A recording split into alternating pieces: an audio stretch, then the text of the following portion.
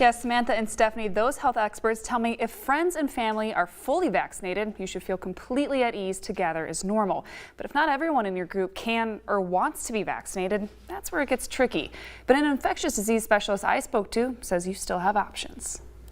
When thinking of what you're thankful for this Thanksgiving, Dr. Anthony Fauci says vaccines should be in that list. If you get vaccinated and your family's vaccinated, you can feel good about enjoying a typical Thanksgiving. While he still recommends you mask up in crowded settings, Fauci says when you're at home with loved ones, it's time to relax. Enjoy it with your parents, your children, your grandparents.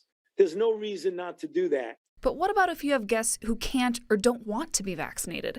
Unity Point infectious disease specialist Dr. Layla Best says you still have options. What I would propose is to have a very clear and frank conversation.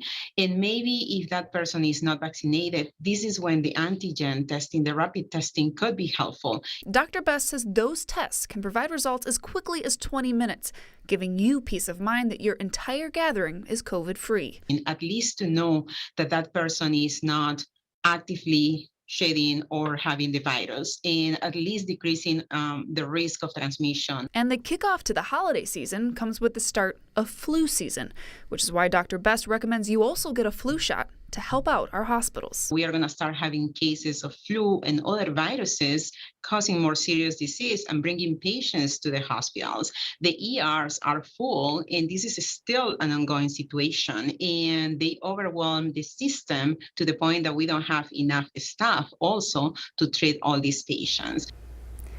And if you're traveling by air, Dr. Best recommends that you follow the federal guidance and staying masked up both in the airport and on the plane. Now, if you're driving, she recommends you stay masked in any indoor crowded spaces. And for both of those scenarios, she says to keep hand sanitizer or wash your hands frequently. In the studio, Mary Sugden, Local 5 News, we are Iowa.